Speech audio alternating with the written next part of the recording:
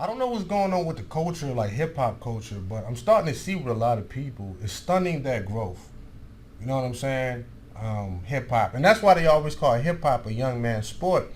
And we always hear people say, well, they never call rock and roll groups old. Well, you got to understand the content. When it comes to hip hop, not all of it, but the majority of hip hop is bragging about how many women, car, money, and jewelry you got. Right.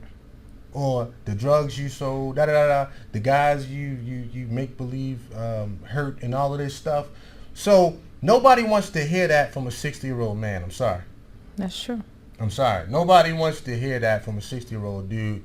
They don't mind some of these young guys getting on stage with their shirt off acting crazy, but nobody wants to hear a 60-year-old man brag about how much money and how many women that he's pimping. You know what I mean? And that's why, typically hip-hop is a young man's game, and then they phase them out, and then they get more young guys to step in because of the nature of the content.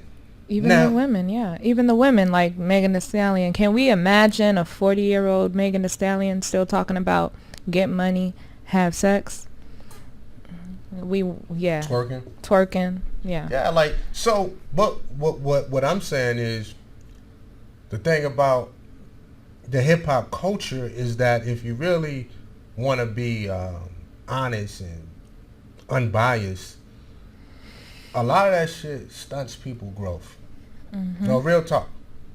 It really does. To the point where in hip-hop culture, you will literally have a 50-year-old man sagging his pants. You see what I'm saying? Yeah.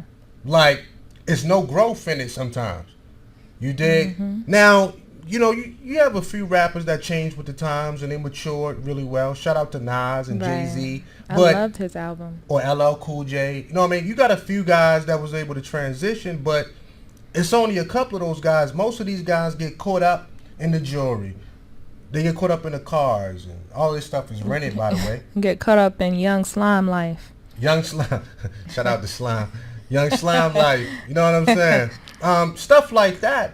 And then a lot of times when you look at these guys' ages, you be like, yo, this guy's 44? Like, Lil Wayne is in his 40s. You seen Lil Wayne lately?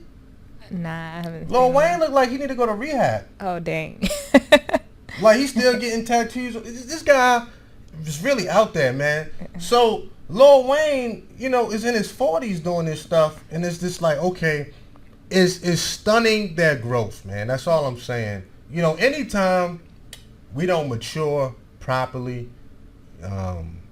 within the culture, that means spiritually we're not growing. That means emotionally we're not growing.